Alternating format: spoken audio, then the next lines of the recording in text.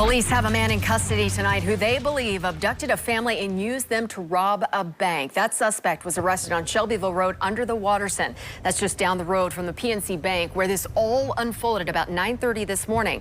WLKY's Addie Miners just spoke with the victim's husband. She's live in St. Matthews with the late-breaking developments. Addie?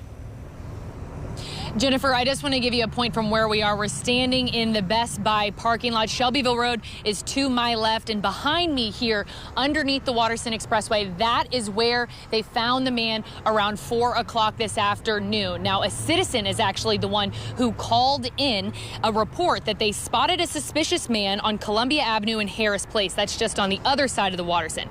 St. Matthews, Linden, and LMPD officers responded. And when a Linden police officer made eye contact with the suspect, that's when the man tried to run away.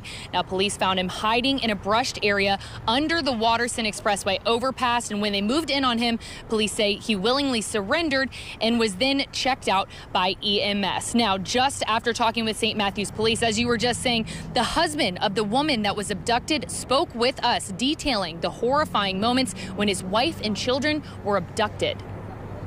He opened the back door and told them to get in the car. That was what it is. It got them in the car. They drove to the bank. He held a knife at her the whole time. He was telling her to drive faster. She was saying, I have to go the speed limit. Please don't hurt me. Please do not do anything to my children. Please don't hurt me. And he was, obviously very scared. She said he was very scared, which just kind of makes it more scary for her too, because that's when people do things that they don't understand.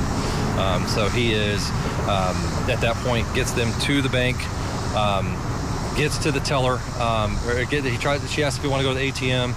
He said no, go to the drive-through. Went to the drive-through, and she was inside, or the teller inside. She was trying to word to them to help her.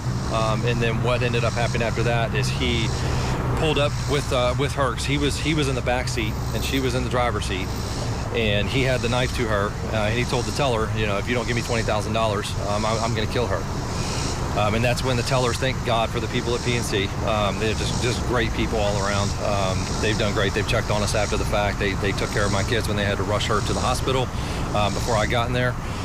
And so they had brought the money out, and they laid it on the ground for him. And at that point, he grabbed it, and he took off.